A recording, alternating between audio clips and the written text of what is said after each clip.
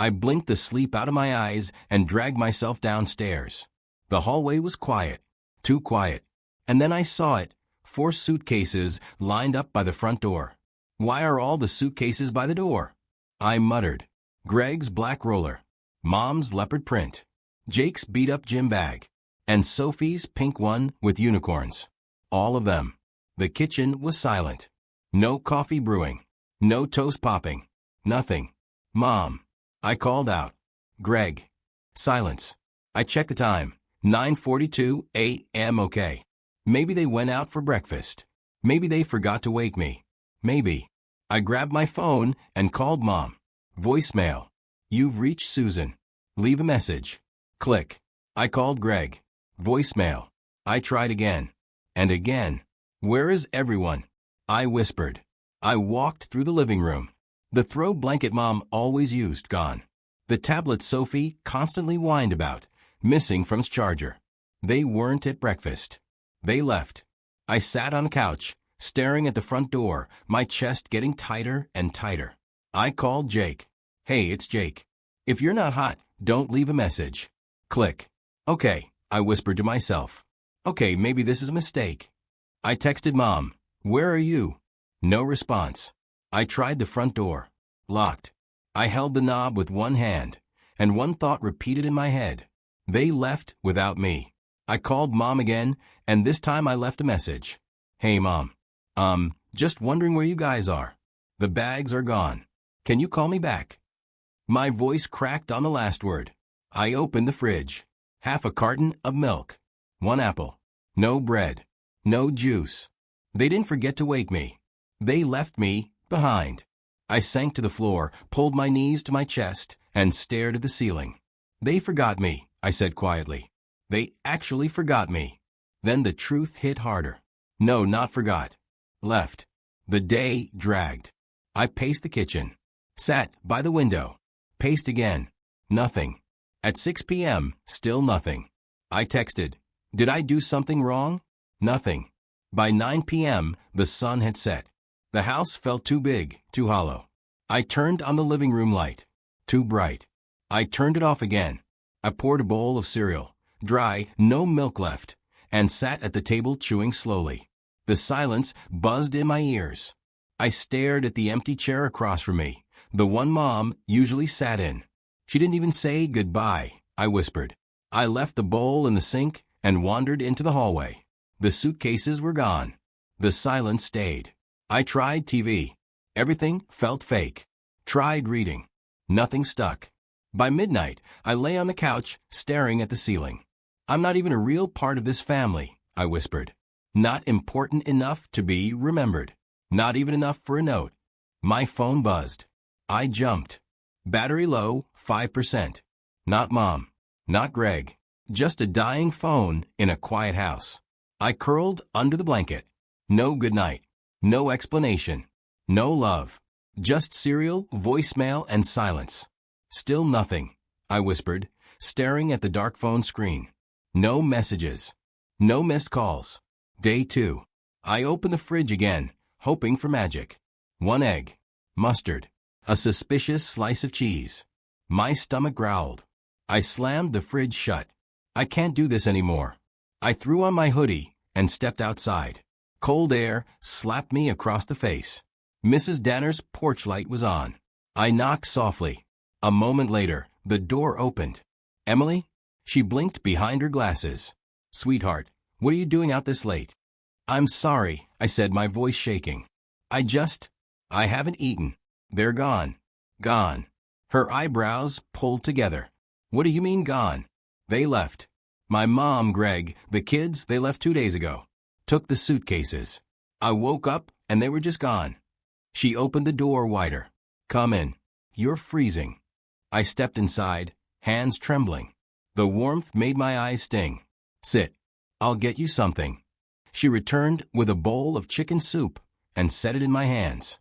You're saying they left without telling you? I nodded, sinking into the couch. No note. No food. No calls. Eat, she said softly. I wrapped my fingers around the warm bowl. They didn't forget you, Emily, she said gently. I stared at her. No, Mom wouldn't. She wouldn't just leave me.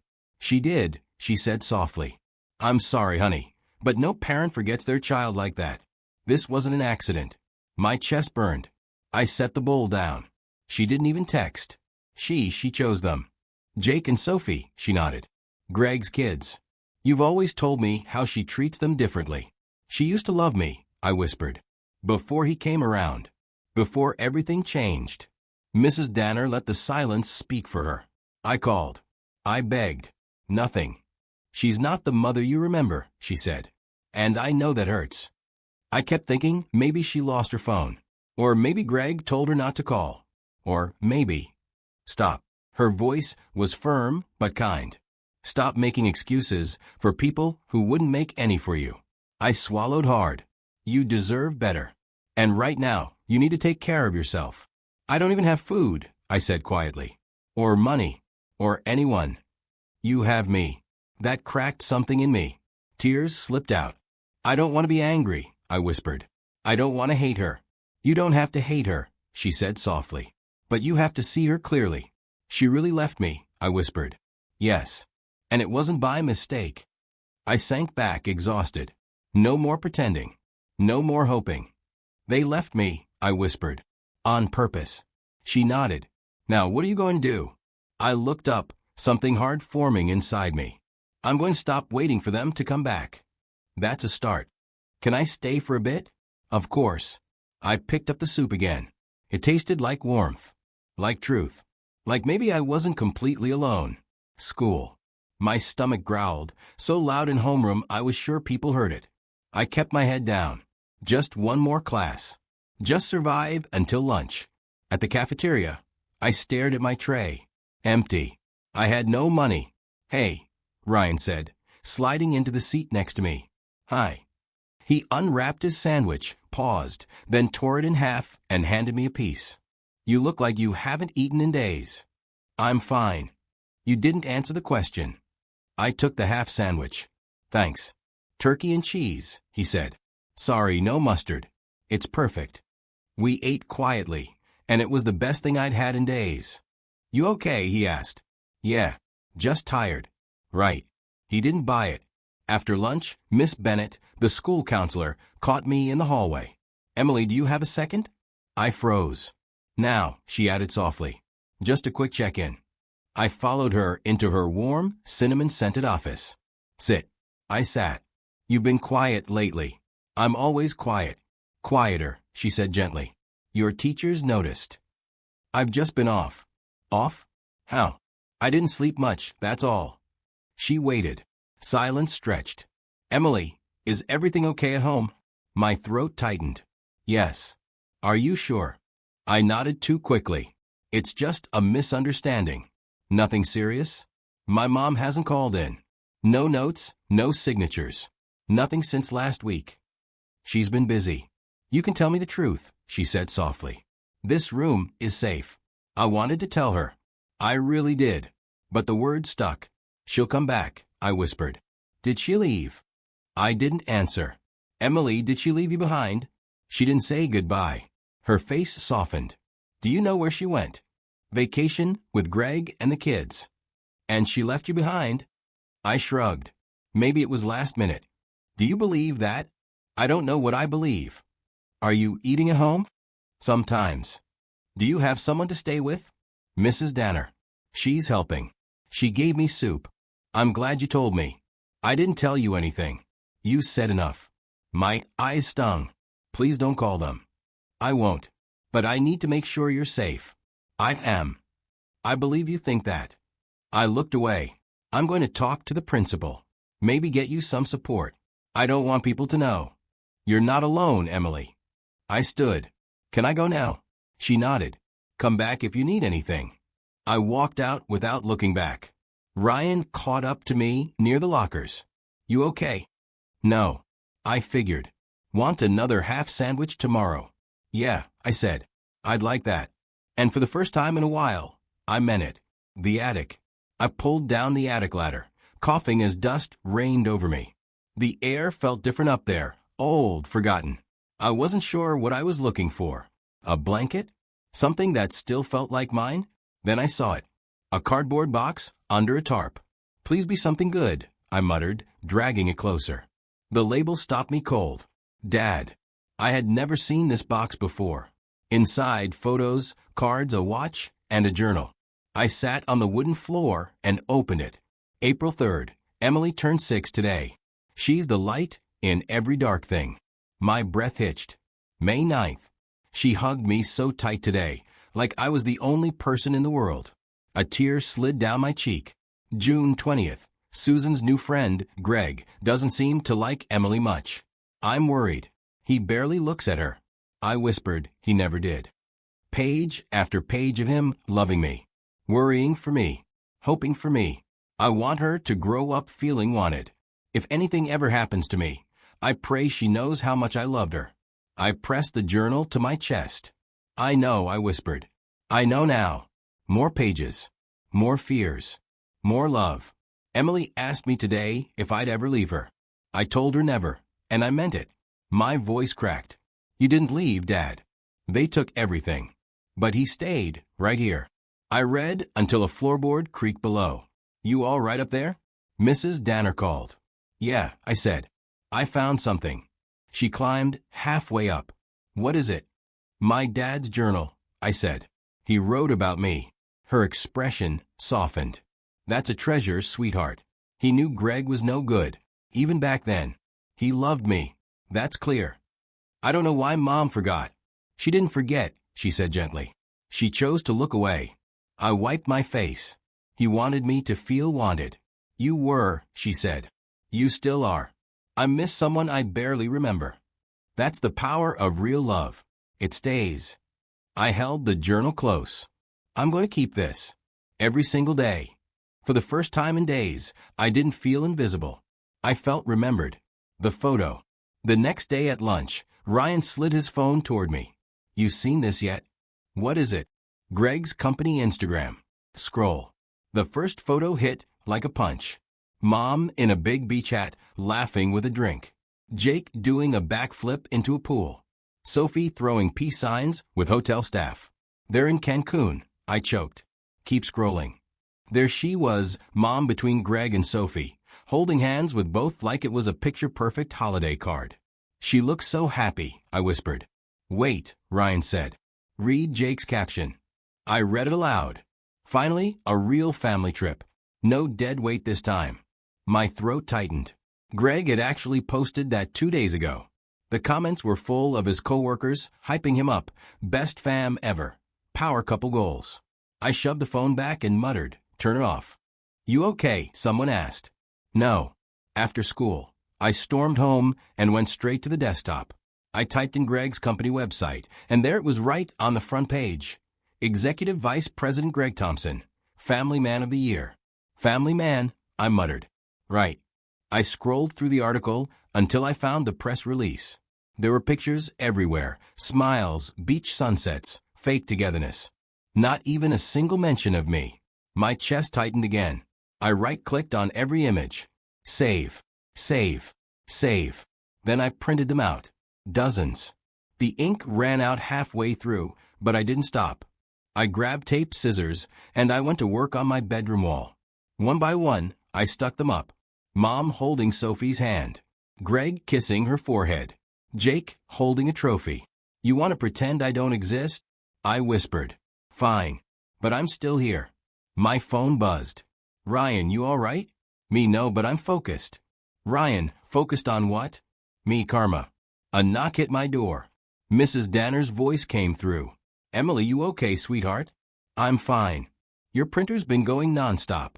Just catching up on family memories. She opened the door and froze when she saw the wall. Oh, they look so happy, she said. They do, I replied flatly. She stepped closer. What's all this for? Reminders. Motivation. For what? For them to see me. One way or another. You want revenge? She asked softly. I looked at her. I want truth. And maybe a little justice. She nodded slowly. Truth has a way of rising, even without our help. I'm not waiting anymore, I said. I'm making my own noise. Just don't lose yourself in the noise. I stared at the wall. I already did. Now I'm trying to find myself in it. She sighed. If you ever want to talk, instead of print, I'm here. I know. Thanks. After she left, I grabbed a marker and scribbled across one photo. Removed. On the next, erased.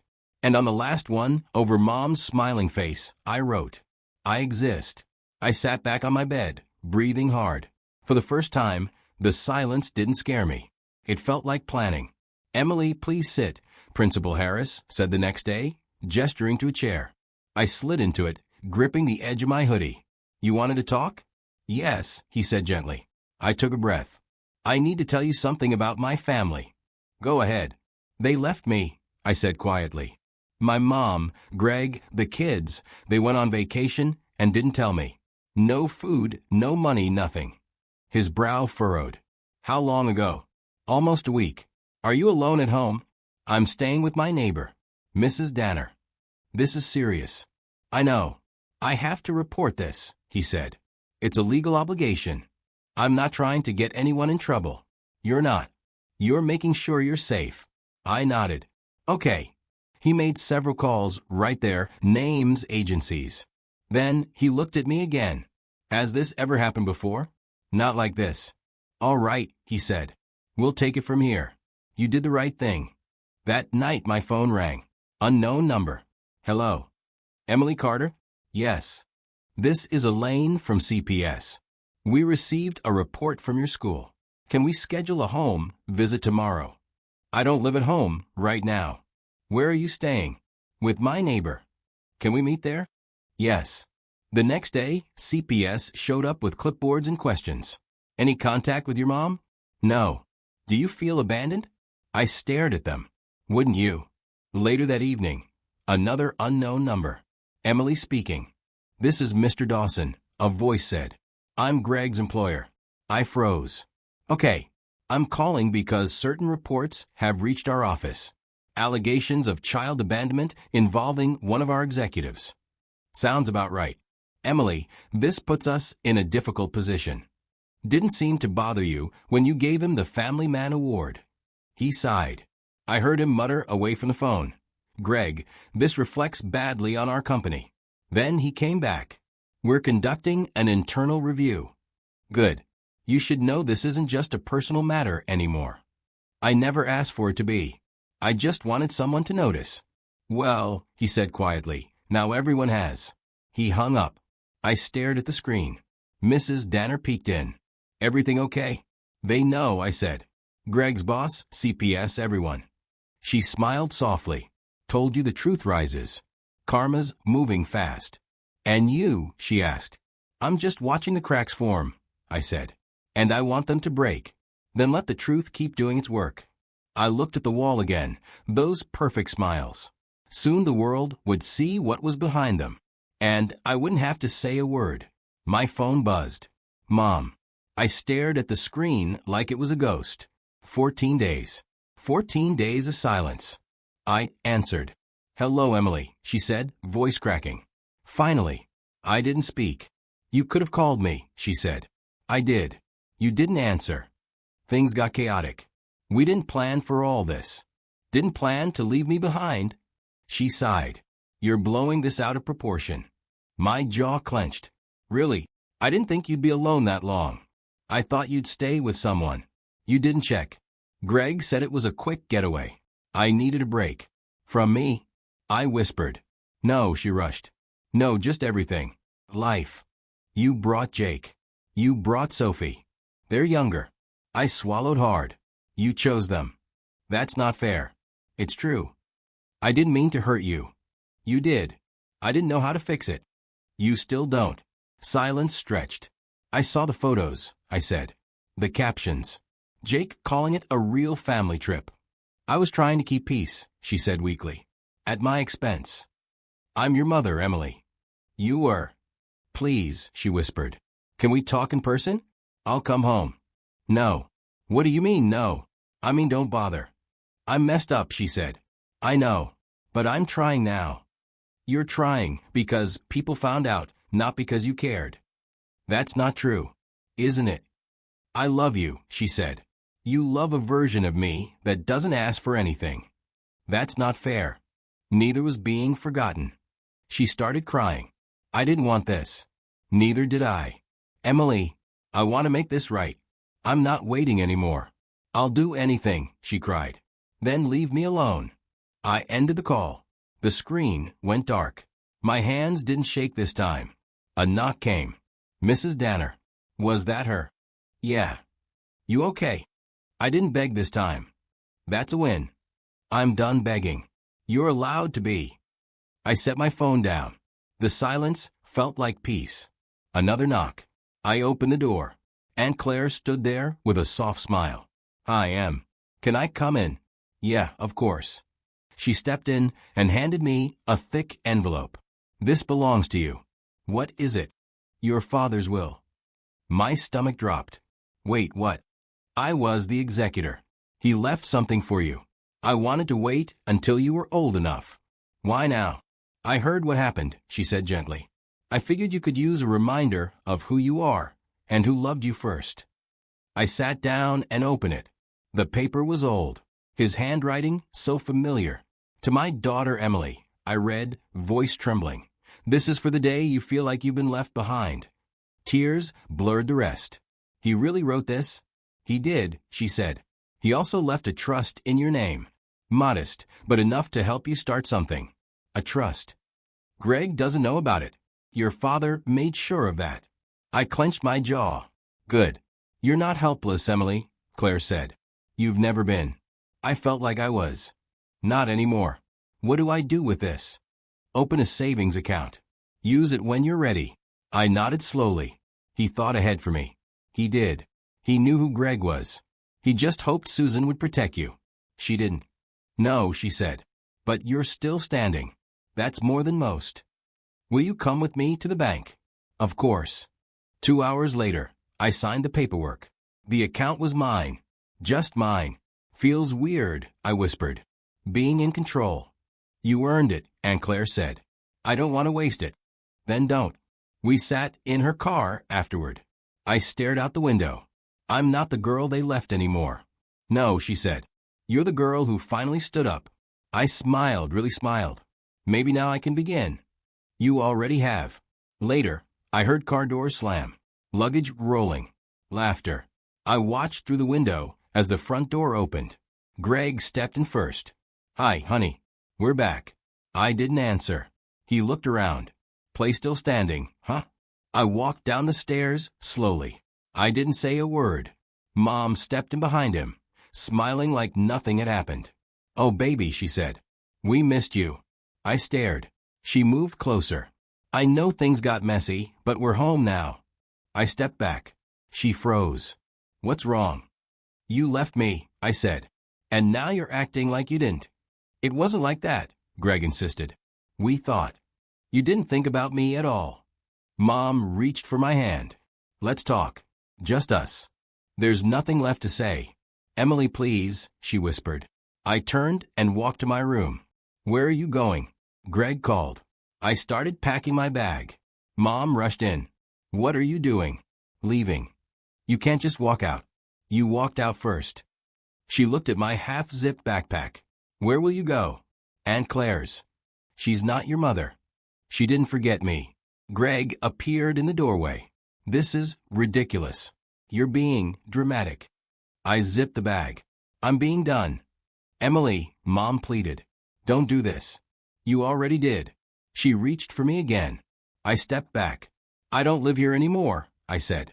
This isn't my home. Greg's voice rose. You think you're some victim? I walked past him. Emily, Mom called. Wait. I didn't stop. You can't just leave. Greg yelled. But I stepped outside. They stood in the doorway, yelling my name. I didn't look back. Not once. I didn't owe them that. Back at Aunt Claire's, I sat by the window with a journal in my lap. Blank pages waited. My phone buzzed. Ryan, want to hang out? Me? Where? Ryan, park. Hot chocolate. No drama. Me, sounds perfect. I set the journal aside and grabbed my coat. Aunt Claire looked up. Going out. Yeah, just the park. With Ryan. She smiled. You seem lighter. I feel it. Keep holding on to that, Em.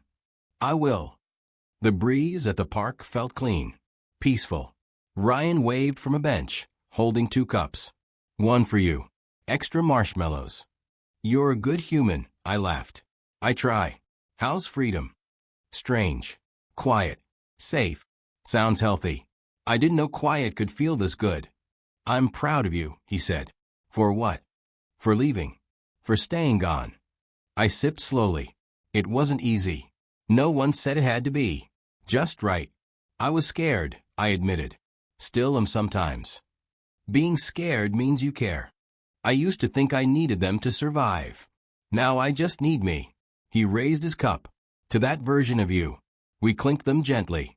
Back at Aunt Claire's, I returned to my bed, opened the journal, and wrote. Day 1. I am not what they left behind. I paused, smiled, and kept writing. I'm what came after. My phone lit up. Mom, I miss you. I stared, then turned the phone over without replying. And I went back to writing. They might have walked away, but I walked forward. And this time I wasn't lost. I was finally mine.